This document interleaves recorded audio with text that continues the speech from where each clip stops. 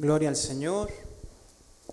Qué bueno que podemos estar delante de la presencia de nuestro Dios. Qué bueno verle, hermanos. Qué bueno el poder estar juntos. Dice el Salmo, ¿no? Cuán hermoso y maravilloso es estar los hermanos juntos, habitar los hermanos juntos en armonía. Y debe de ser una bendición, debe de sentirse bendecido el que podamos estar juntos este segundo domingo del año. Estamos arrancando el año y qué bueno verle, qué bueno que podemos estar juntos el día de hoy. Y me gustaría que fuera ahí al libro de Filipenses. Estamos meditando el libro de Filipenses. En el capítulo 3, meditamos el capítulo 3, en el verso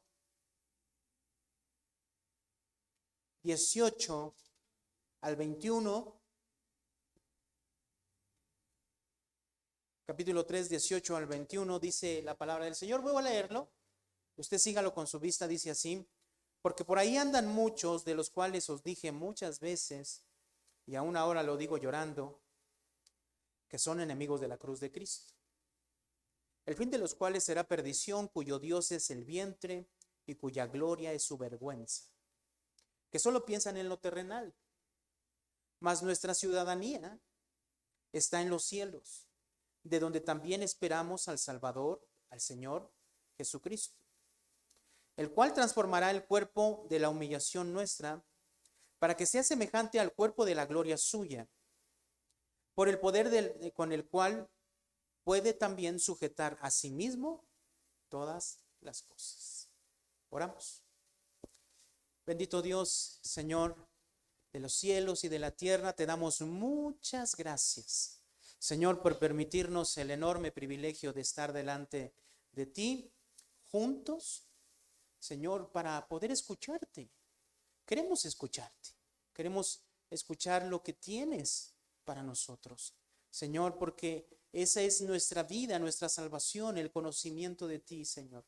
Así que, Señor, en esta hora disponemos nuestro corazón, nuestros oídos, nuestra mente para escucharte, para escuchar tu palabra en esta hora, en el nombre de Cristo Jesús.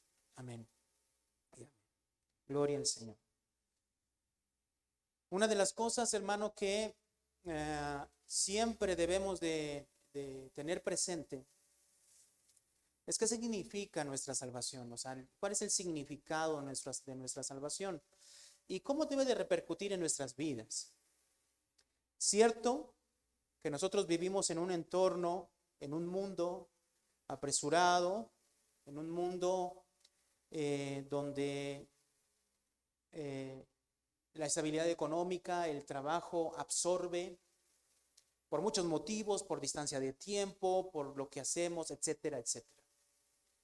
Estamos inmersos en ese mundo en el cual nos enseña y nos dice, ¿no?, que tienes que esforzarte para poder obtener las cosas.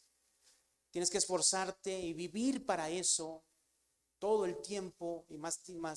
Cuanto más tiempo te dediques a hacer esas cosas, cuanto más tiempo ocupes en esas cosas que te dejan ingresos, que te dejan bienes, es lo mejor que puedes hacer. Y eso lo vemos, hermanos, a través de todos los programas, a través de las redes sociales. El estar ocupados plenamente en las cosas de este mundo, en las cosas terrenales, como dice este verso. El mundo se fija en esas cosas, el mundo fija su mirada en esas cosas y entonces su ocupación del mundo está en producir.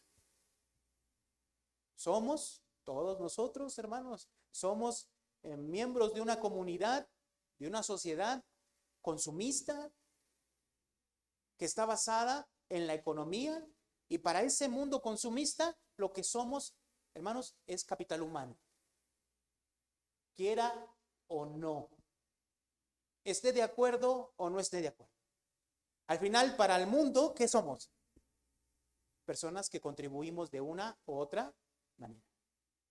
Y todo un sistema está hecho, ¿para qué? Para que nosotros entendamos y comprendamos que desde el nacimiento de nuestra vida nos debemos ocupar en trabajar y trabajar y trabajar. El trabajo dignifica, claro que sí. El trabajo es bueno. Podemos ocuparnos. Hay gente que se ocupa en otras cosas, tiene sus negocios y ya sus negocios prosperan y se ocupan de pasear, de sentirse mejor, de disfrutar la vida y se ocupan en eso, ¿no? Hay otros que se ocupan de su vida, de simplemente sobrevivir. Están en la calle, son vulnerables, personas que únicamente se ocupan de estar vivos y de vivir y de sobrevivir en el día. Pero al final todos estamos ocupados en algo. Y eso el mundo no lo enseña. Tienes que ocuparte en algo. Y mientras más te ocupes en eso, mientras más inviertas tu tiempo en eso, mejor te va a ir. Y ese mejor te va a ir es obviamente estabilidad económica, mejores ingresos, pues mejor tienes tu casa, mejor tienes lo que tienes y puedes tener aún más. Todo es cuestión de ocuparse en eso. Ahora no estoy descubriendo el hilo negro, tampoco quiero decir algo que usted no sepa, usted conoce todo esto. Pero lo interesante es que cuando llega a nosotros la salvación de Cristo Jesús, la Biblia misma enseña que es un cambio. Por lo tanto, ¿cómo tiene que ver el creyente ese cambio? ¿Qué tan radical es? El cambio es tan radical como lo vemos en estos 4 pasajes. Mientras que hay un grupo de personas y el mundo entero está basado en lo terrenal, que solo busca lo terrenal. Ahora vuelvo a insistir, no es que esté mal lo terrenal. El problema es que estas personas lo único que quieren es satisfacer terrenalmente sus deseos. Por ejemplo, si vemos el verso 18, dice así: porque por ahí andan muchos, Pablo le está diciendo a la iglesia, de los cuales dije muchas veces y aún ahora digo llorando, que son enemigos de la cruz de Cristo. Ahora, ¿quiénes son estos enemigos de la cruz de Cristo? Verso 19. El fin de los cuales será perdición, cuyo Dios, ¿qué es? Es el vientre. Ahora, un vientre, ¿qué es lo que lo está tratando de decir el pasaje?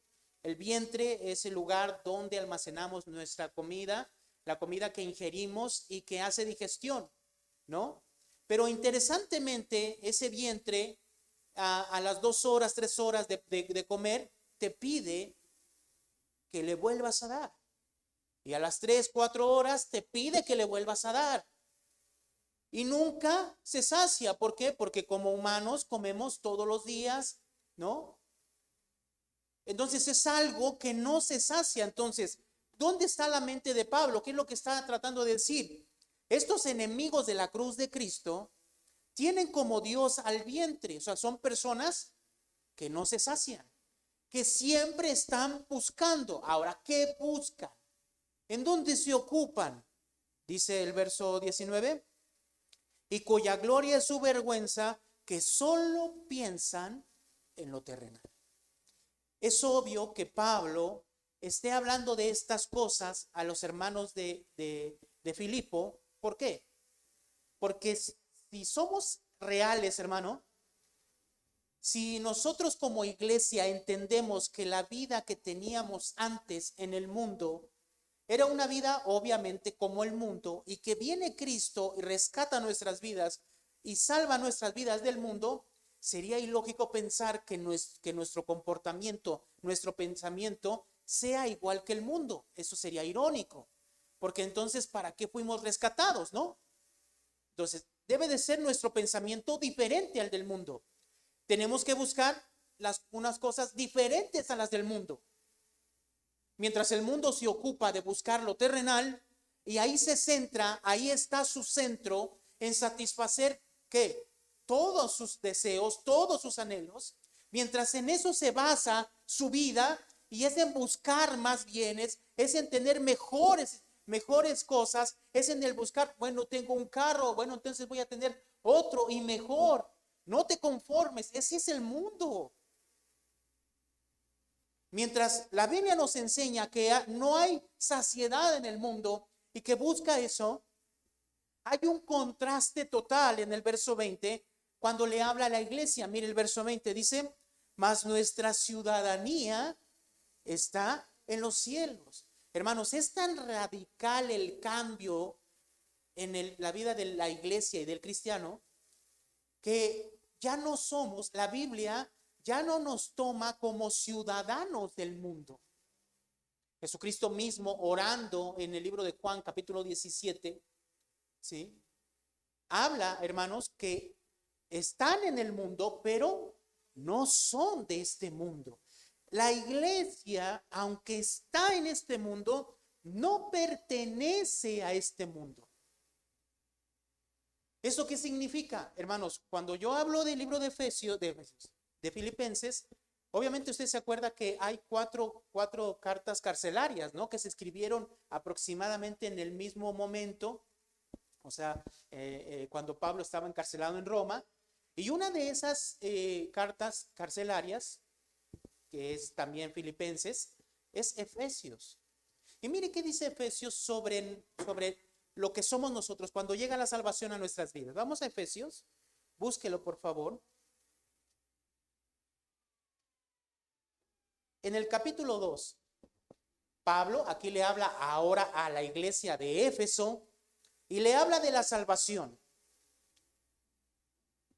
Dice el verso 1, y él os dio vida a vosotros cuando estabais muertos en vuestros delitos y pecados.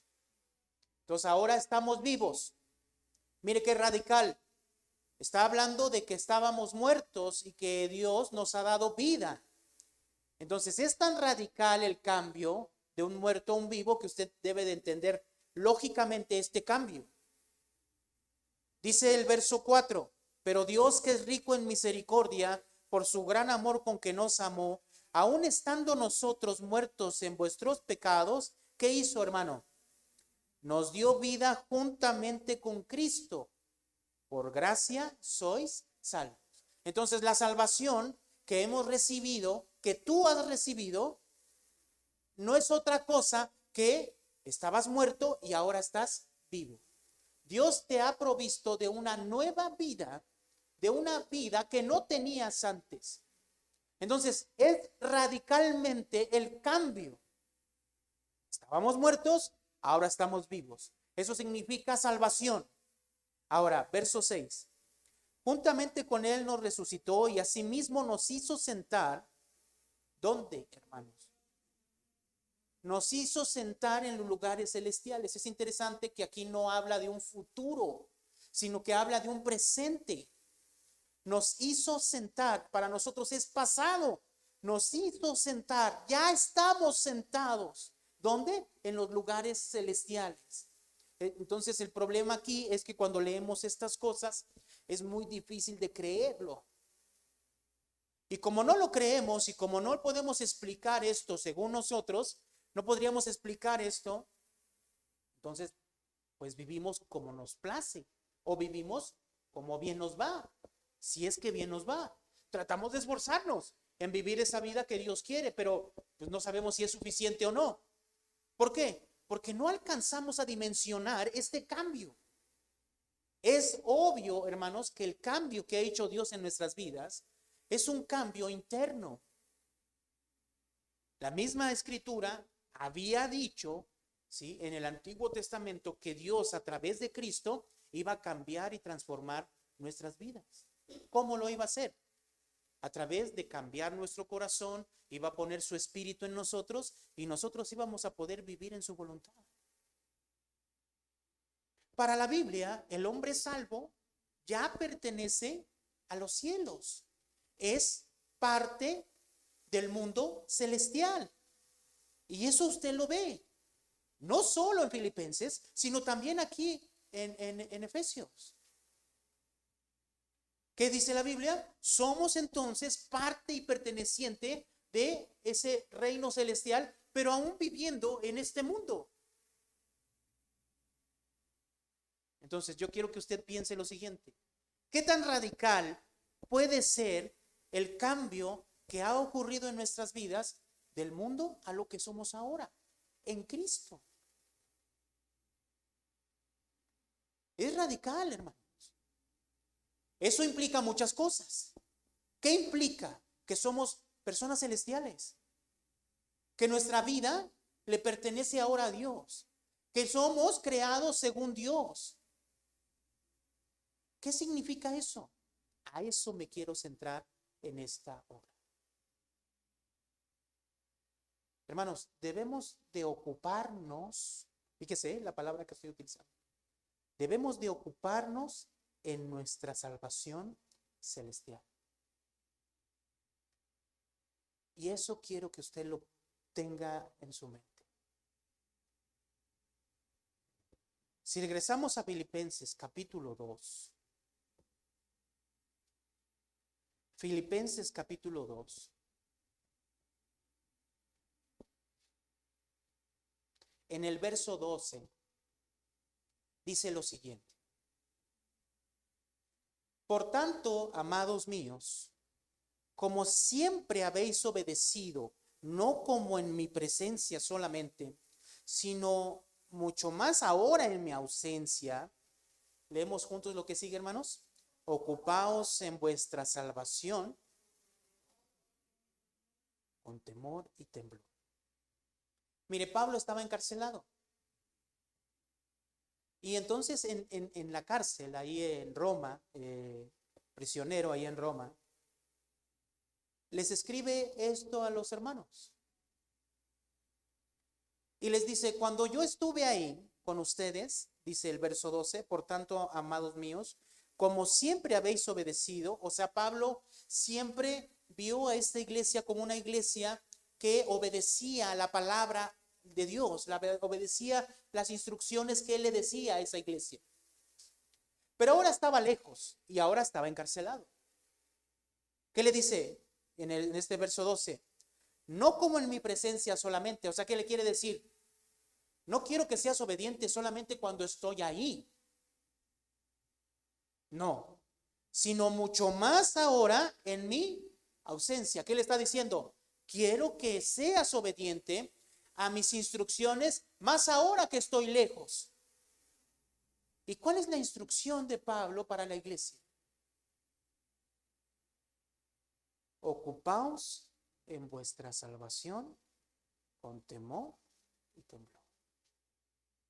Hermanos, ¿qué significa esto? Ocúpense. ¿Qué significará ocúpense? Esta palabra, hermanos, interesante, muy interesante esta palabra que utiliza Pablo, porque cotidianamente esta era una palabra que se utilizaba entre los griegos, bueno, en el idioma griego, para decirle a una persona que trabajara completamente para eso. En otras palabras, que se dedicara a eso. O sea, cualquier cosa. Le decían esa palabra en el original griego, y esa palabra entendía que se debía de dedicar por completo a eso, que debía trabajar para eso. Pablo entonces le dice a la iglesia, ustedes deben procurar dedicarse por completo. ¿A qué? A su salvación. ¿Cuál es el problema aquí? Tenemos un problema. ¿Por qué? Porque vivimos nuestras vidas. ¿No es así? Tenemos nuestras cosas, trabajos, escuela, familia, etcétera. Entonces, aquí hay un pequeño problema o gran problema. ¿Por qué? Pablo, ¿cómo puedo yo entonces entender lo que tú me estás diciendo con lo que es mi realidad? ¿Cómo lo puedo hacer? ¿Cómo me puedo ocupar yo completamente, plenamente, trabajar completamente para mi salvación, estando en mi casa, con mi familia, en el trabajo, haciendo mis actividades? Pues ahí está el reto, hermano. Hermanos, como personas transformadas y salvas, yo les estoy hablando. Una persona inconversa nunca va a entender esto. Pero una persona que ha creído en Cristo debe de comprender, hermanos, que su vida cambió en el momento que recibió a Cristo, pero cambió tan radicalmente que ahora tiene que vivir diferente al mundo. Mientras el mundo piensa solo en lo terrenal, se ocupa y se dedica plenamente a satisfacer las cosas terrenales, la persona creyente, la iglesia de Cristo, al ser una iglesia celestial, su vida debe de ser totalmente diferente a la del mundo. Y su ocupación, su dedicación, su trabajo debe de ser completa y enteramente a su salvación. Ahora quiero que entienda qué significa esto. Si nosotros vemos el verso 12 una vez más, comienza con un por tanto. Este por tanto hace una conexión con el verso anterior o con la idea anterior, hablando gramáticamente. Hace un gancho, una unión con la idea anterior. Ahora, ¿de qué viene hablando anteriormente? Pablo dice algo en los párrafos anteriores. Quiero que vayamos en el verso 5. Mire lo que dice. Dice el verso 5, haya pues en vosotros este sentir que hubo también en Cristo Jesús.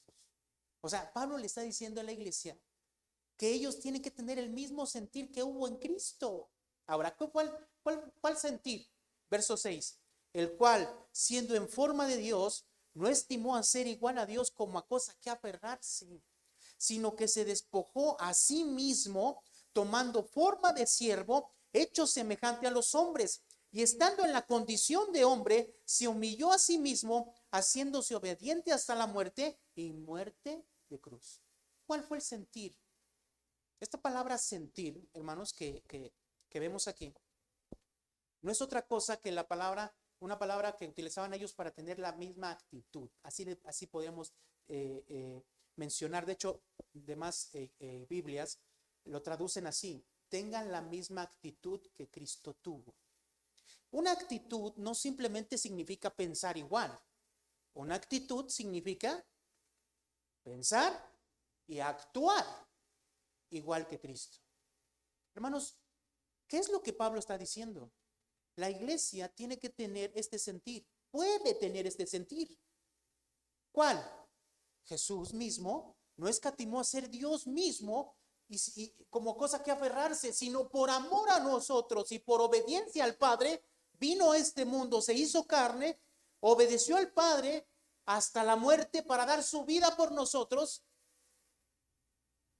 sin escatimar nada. ¿Sí se entiende? ¿Por qué Pablo puede decir, ocúpense en su salvación? ¿Por qué? Porque mientras estamos nosotros ocupados, pensando en las cosas del mundo, claro, hermanos, sí, nos debemos ocupar en el trabajo, en lo que vamos a comer, sí. Pero no es lo mismo centrarnos y tomar el trabajo como algo que Dios nos permitió para satisfacer mis necesidades, para que yo pueda ocuparme plenamente en mi salvación, teniendo el mismo sentir que tuvo Cristo, quitando todas las cosas que pueda yo aferrarme a ellas, para que mi salvación crezca, madure, que centrarme en todas mis actividades en el mundo y que sean el anhelo de mi corazón. Y que ahí esté todo mi esfuerzo, que ahí esté toda mi dedicación y ocupación. Eso es lo que Pablo le está diciendo. Miren lo que el pasaje que nos tocó meditar ahora. ¿En qué nos ocupamos, hermano? ¿De qué nos estamos ocupando en nuestras vidas realmente? ¿En nuestra salvación? Pablo le dice a la iglesia, ocúpense de vuestra salvación, pero les dice algo, con temor y temblor. Este temor y temblor, hermanos, es interesante. ¿Por qué? Porque lo ocupa Pablo en varias ocasiones, en varias cartas que le escribe a las iglesias, y en cada una de ellas tiene la misma connotación. Miren, vamos a poner un ejemplo. Primera de Corintios 2, verso 3. Primera de Corintios,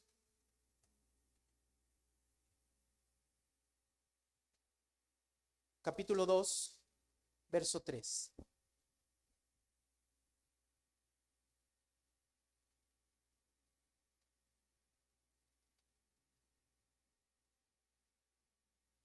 Dice aquí, desde el verso 1 voy a leer, miren lo que dice. Así que hermanos, cuando fui a vosotros para anunciaros el testimonio de Dios, no fui con excelencia de palabra o de sabiduría, pues me propuse no saber entre vosotros cosa alguna sino a Jesucristo y a este crucificado. Verso 3. Y estuve entre vosotros con debilidad y mucho temor y temblor. Aquí utiliza las mismas palabras. Miren lo que dice el verso 4. Y ni mi palabra ni mi predicación fue con palabras persuasivas de humana sabiduría, sino con demostración del Espíritu y de poder. O sea, ¿qué significa temor y temblor en este contexto? Pablo fue a esta iglesia, pero no fue, hermanos, con altivez, sino lo tomó totalmente en serio, como debían ser las cosas, con respeto. Lo tomó, hermanos, con respeto a las personas, o sea, tomándolo en serio. No fui hablando cosas así, no, sino seriamente fui entre ustedes y estuve entre ustedes con temor y temblor. Miren, lo ocupa también en 2 de Corintios, capítulo 7. 2 de Corintios,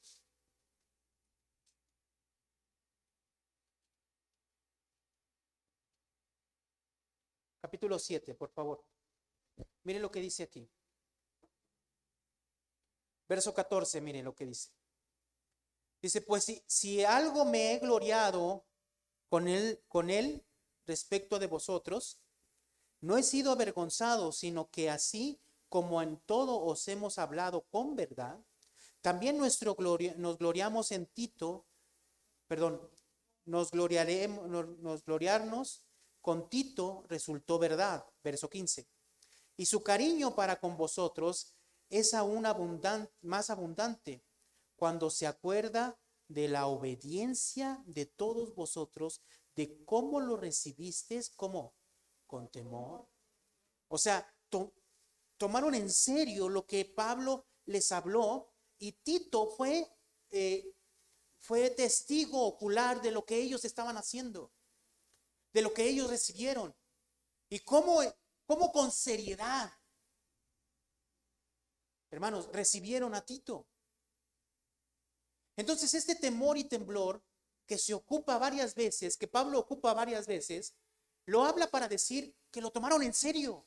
Era algo importante. ¿Sí me explicó? Entonces, cuando Pablo dice, ocupaos en vuestra salvación con temor y temblor, ¿qué quiere decir? Tómenlo en serio. Tómenlo como algo más importante. Hermanos, yo quiero que usted me diga, ¿hay algo más importante que su salvación? Si usted me dice que hay algo más importante que su salvación, es porque usted no ha entendido y comprendido la palabra de Dios. Porque no existe otra cosa más importante. Por eso Pablo le habla a la iglesia. Vuelvo a insistir, si usted fuera una persona inconversa, usted no entendería esto porque no hay conocimiento de Dios. Pero es tan importante que Dios se hizo carne y se hizo carne, ¿para qué? Para morir por nosotros. Si no fuera importante, pues entonces, ¿qué sentido tendría? Entonces, como Dios lo toma en serio, ¿qué es lo que quiere? ¿Qué es lo que pide? Hermano, que usted también y yo lo tomemos en serio. Tomemos en serio nuestra salvación. Ahora, ¿por qué? Vamos otra vez a Filipenses. Filipenses capítulo 2, verso 13. Después de haberles dicho, ocupaos en vuestra salvación con temor y temblor, verso 13 dice, porque Dios es el que en vosotros produce así el querer como el hacer por su buena voluntad. Entonces, mis hermanos, ¿qué significa esto? Esta parte de produce, porque Dios produce el querer como el hacer. Es interesante esta palabra, hermanos. ¿Por qué? Porque la palabra produce, o que Dios produce, significa que Él está activo en nosotros. ¿Cómo es esto? ¿Cómo es que Dios está activamente en nosotros trabajando? No es otra cosa, hermano, que a través del Espíritu Santo de Dios. ¿Qué es lo que hace el Espíritu Santo? ¿Se acuerdan? Convence al mundo de pecado, de juicio. ¿Qué significa esto? El Espíritu Santo está trabajando en nosotros, convenciéndonos, o sea, dándonos razones. ¿Pero a través de qué? ¿Hacia dónde nos dirige el Espíritu Santo, hermanos? ¿Hacia dónde? Hacia la palabra de Dios. ¿Y qué hace? ¿Qué hace Dios? ¿Qué hace el Espíritu Santo? Produce en nosotros el querer. O sea, no es lo mismo querer que hacer. ¿Estamos de acuerdo? Son dos cosas diferentes. Tú puedes tener toda la intención de buscar a Dios este año. De ser mejor creyente. De vivir ocupándote en esa salvación que Dios quiere. Puedes tener toda la intención, el querer entra en ti. Pero otra cosa mucho es el hacer. Pero ¿sabes quién es el que está trabajando en eso? ¿Quién está trabajando en el creyente? Es Dios. Es Dios. Ahora, ¿hacia dónde nos lleva todo esto? ¿Qué es ocuparnos en nuestra salvación? ¿A qué se refiere la Biblia? Bueno, no es otra cosa que tomar la imagen de Cristo, la misma actitud que tuvo Cristo, siendo personas obedientes hasta la muerte. ¿Qué quiere Dios? Seamos obedientes, que vivamos en obediencia a Él, que nos ocupemos de eso, que quitemos todo lo que estorba para que nosotros podamos vivir para Él. ¿En dónde?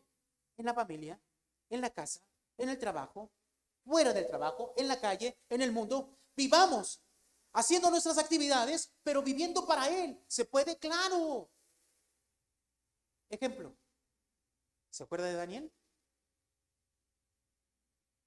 Daniel, hermanos, él lo agarraron como un puesto político, tuvo puestos políticos, hermanos, en los imperios que estuvo, tanto en Babilonia como en Persia. Pero en medio de esos puestos políticos que él tenía, siempre honraba a Dios, vivía en integridad, era una persona íntegra, era una persona que siempre buscaba agradar a Dios y que en su vida personal, ahí en su casa, se hincaba todos los días y buscaba a Dios y oraba a Dios para que se cumpliera la palabra de Dios en su vida. Vamos pues, entonces se puede vivir una vida trabajando, haciendo nuestras actividades en el mundo, perfecto, pero buscando siempre a Dios, buscando siempre su voluntad, viviendo en integridad. Sí se puede. En otras palabras, ¿cómo podríamos ver esto? Ayer platicábamos con alguien, platicaba yo con alguien, y sí es cierto, a veces podríamos pensar que esto que pide Pablo es imposible. Tener la actitud de Cristo, despojarse de sí mismo, o sea, que él se despojara de su gloria. ¿Cómo puedo yo entonces despojarme de mí? No, eso no lo podría entender. Y la misma Biblia, a través de Filipenses, Pablo se encarga de decirnos lo siguiente. Mire, capítulo 3. Busquemos el capítulo 3, hermano. Miren cómo dice el verso 17. Dice, hermanos, sed imitadores de mí y mirad a los que así se conducen según el ejemplo que tenéis en nosotros. Lo que Pablo está diciendo aquí es que esta forma de vida es alcanzable.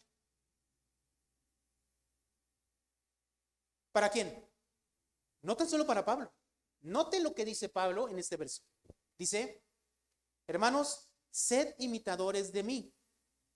Y mirad a quienes, hermano, a los que así se conducen según el ejemplo que tenéis en nosotros.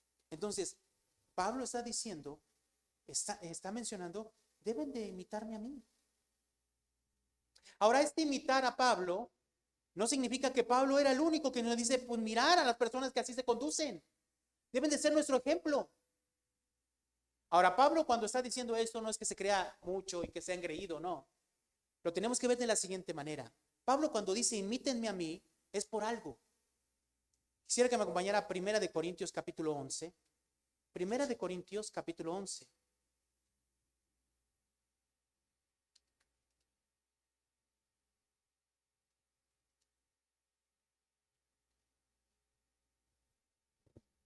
En el verso 1, miren lo que dice.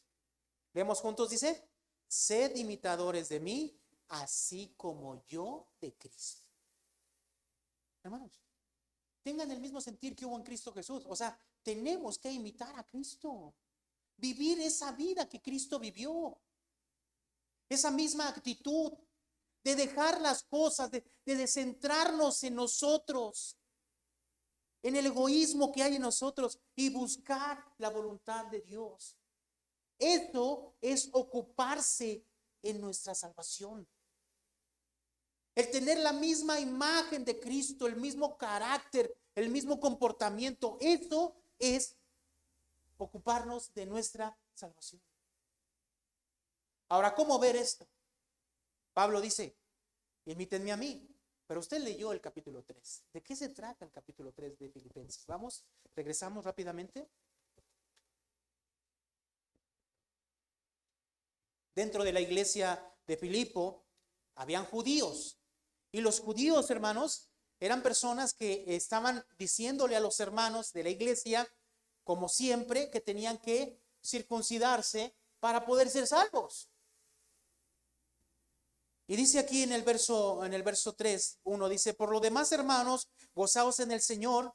A mí no me es molesto el escribiros las mismas cosas y para vosotros es seguro.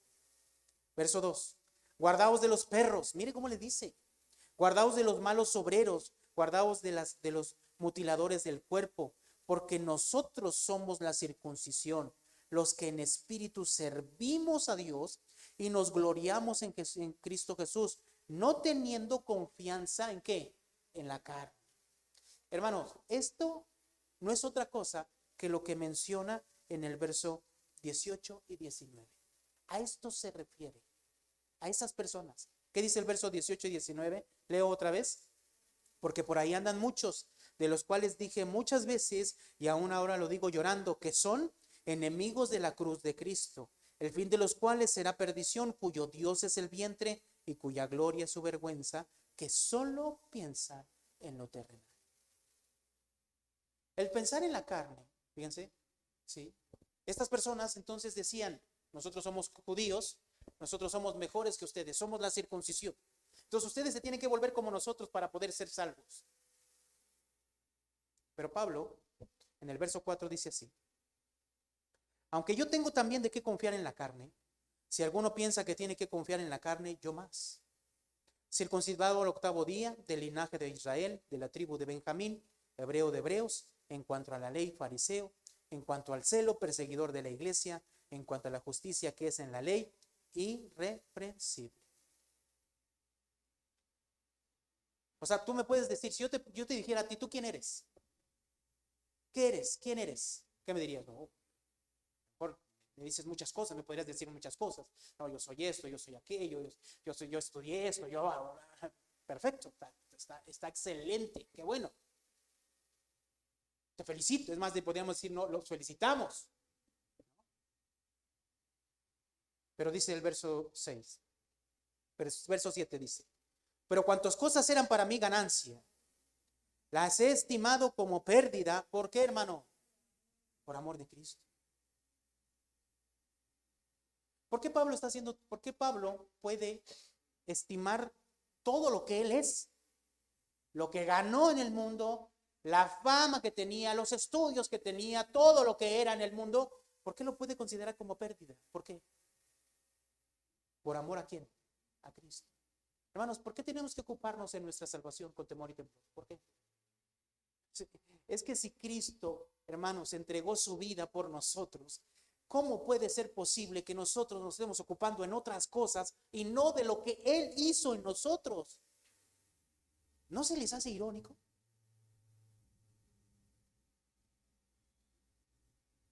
¿Qué pasaría? Usted tiene hijos. Somos hijos, también nosotros fuimos hijos.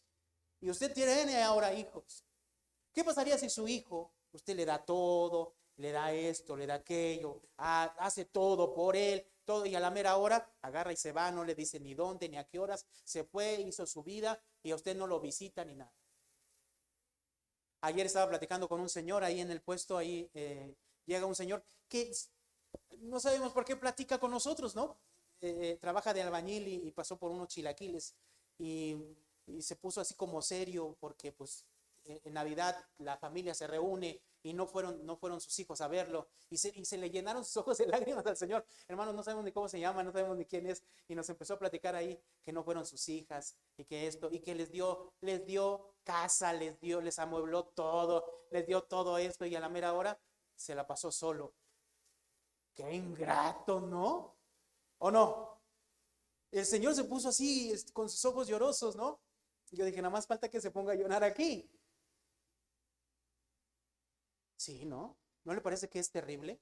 Todo lo que Él dio, dice que se gastó, me dijo, no sé cuántos millones en construirle sus casas a cada uno, y le dio por acá y por allá y por allá, y a una de sus hijas, que se acaba de ir, una de su hija, la más pequeña, le dio todo, le amuebló todo, le dio estudio, le dio todo, y al último, con el primero que le habló bonito, se fue. Y ayer yo vi la cara del Señor destrozada, queriendo llorar con un extraño, porque, hermanos, ¿cómo es posible que se ponga a llorar ahí? Se siente muy mal, ¿no? No sé cuántos de ustedes lo han experimentado con sus hijos, o cuántos de nosotros lo hicimos con nuestros padres. Pero lo ideal ¿qué sería? Que como hijos, o que nuestros hijos valoren, ¿qué, hermano? Lo que nosotros hacemos. Ahora, no se compara en nada lo que nosotros hemos hecho por nuestros hijos con lo que nuestro Señor Jesucristo hizo por nosotros. Por eso Pablo, ¿qué dice? Todo lo que tengo, lo que soy, la importancia que puedo y relevancia que puedo tener en el mundo, para mí es pérdida por amor de Cristo. Y no se queda ahí, mire el verso 8. Y ciertamente aún estimo todas las cosas como pérdida por la excelencia del conocimiento de Cristo Jesús. Por la excelencia del conocimiento de Cristo Jesús. Hermanos, ¿por qué es importante conocer a Dios?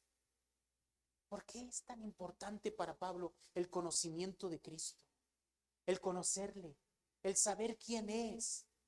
Porque cuando tú no sabes la obra que hizo Jesucristo por nosotros, cuando tú ignoras y se te borra de la mente la obra grandiosa, lo que involucró que Él viniera a este mundo y que se sometiera a la voluntad del Padre para morir por nosotros, entonces se nos haría facilísimo desestimar todo eso y decir nada y hacer nuestras vidas. Si tú no valoras la obra de Cristo en tu vida y te dedicas a cuidar esa salvación y te dedicas a trabajar en esa salvación, buscando agradar a Dios, su voluntad, la obra que Él hizo, siempre escuchando su voz, si no lo valoras, es porque no conoces la palabra, porque no conoces a tu Dios. Y como no lo conoces, pues sí, vas pasando y pasa otra persona ahí que ni conoces ni nada. ¿Y qué estima hay? Ninguna. ¿Qué procuras con esa persona? Nada. Pasas por la calle, cuánta gente allá abajo está, pase y pase, y ni se habla ni nada. ¿Por qué? Porque no se conocen. Sí, no hay estima. Pero cuando viene una persona que conoces, una persona que aprecias, te paras, la saludas, la abrazas. ¿O no es así? Claro, es así. No buscamos nuestra salvación, no procuramos en nuestra salvación, no procuramos las cosas de Dios. ¿Por qué? Porque no conocemos a Dios. porque para nosotros no es de gran estima.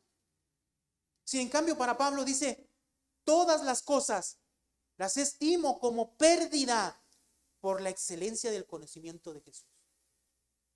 Mi Señor, dice, miren lo que dice ya después, por amor del cual lo he perdido todo y lo tengo por basura para ganar a Cristo.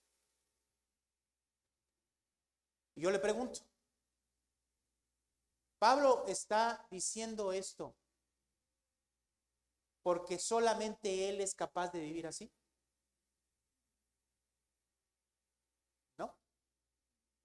Pablo dijo, imítenme a mí y a los que así se conducen, por ejemplo nuestro. Hermanos, usted leyó el capítulo 2, Timoteo, Epafrodito, personas que estaban entregadas también como Pablo. Pero se nos hace imposible. ¿Por qué? Porque no podemos conciliar el mundo y las actividades del mundo, todo lo que el mundo nos exige y la ocupación que tenemos en el mundo con lo que Dios nos ha dado y lo que no tenemos que ocupar.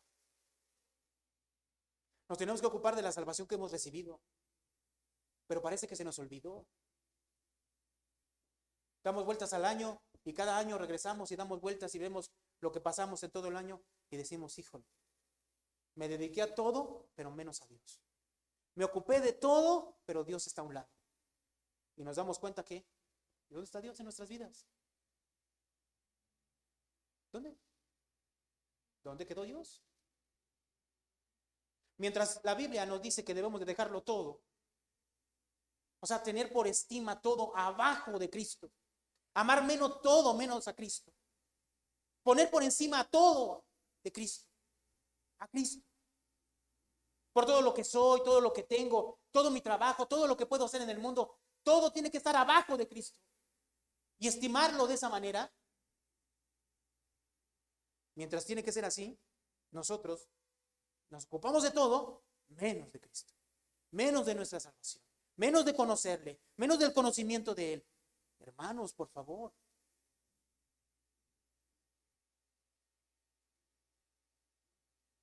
Dice el verso 8, y ciertamente aún estimo todas las cosas como pérdida por excelencia del conocimiento de Cristo Jesús, mi Señor, por amor del cual lo he perdido todo y lo tengo por basura para ganar a Cristo. Verso 12. Leemos juntos el verso 12, dice, no que lo haya alcanzado ya, ni que ya sea perfecto, sino que prosigo por ver si logro asir aquello por lo cual fui también nacido por Cristo Jesús. No es que ya sea perfecto. Pablo no era perfecto. No. Pero aparte de que vivía así, seguía adelante, buscando más. Hermanos, eso debe ser un ejemplo para nosotros. Empieza el año y empezamos con esta carta. ¡Wow! ¿Usted cree que es coincidencia? Esta carta nos está desafiando, hermano. Nos está desafiando. Si Pablo, que vivía de esta manera, no se creía perfecto y seguía todavía más, buscando todavía más del Señor, hermanos, nosotros. Ahora, vuelvo a insistir, para terminar. ¿Cómo puede una persona así, como Pablo, como Timoteo, como Epafrodito, vivir de esa manera para Dios, buscando su voluntad, aún arriesgando su propia vida? ¿Cómo lo pueden hacer? Y para eso quiero que vayamos al capítulo 2. Leímos el verso 12 y el verso 13. Y dice el verso 14. Haced todos sin murmuraciones y contiendas, para que seáis irreprensibles y sencillos, o sea, genuinos, que tengan un sentir genuino, hijos de Dios sin mancha, ¿En medio de qué, hermano? De una generación maligna y perversa. O sea, ¿qué está diciendo? Tú tienes que vivir en el mundo, porque la Biblia entiende. Jesús dijo, están en el mundo y no son del mundo. ¿Sí se entiende? Entonces, aquí lo que está diciendo Pablo es, tienen que vivir, fíjense, allá en el mundo, para que sean irreprensibles, sencillos, hijos de Dios sin mancha, en medio de una generación maligna y perversa.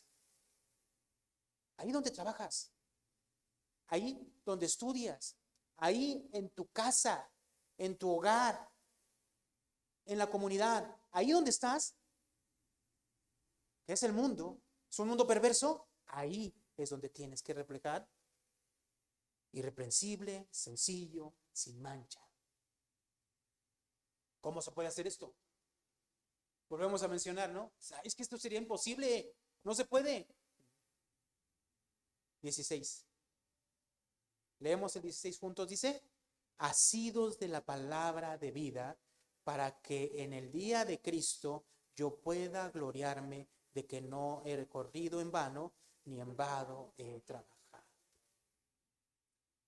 Y tenemos que poner atención en un lugar. Asidos de la palabra de vida. ¿Sabe qué significa asidos? Aferrados. La palabra original es aférrense. ¿Qué es aferrarse, hermano? Es cuando te agarras de algo y sea lo que sea, venga lo que venga, no te sueltes. Pablo, ¿por qué podía entregarse de esa manera a Cristo? Porque le conocía. ¿Dónde? Su palabra. Porque sabía quién era su Señor. Y por amor a lo que su Señor hizo por él, lo dejó todo. Vivía en este mundo, pero vivía conforme a lo que era un ciudadano de los cielos.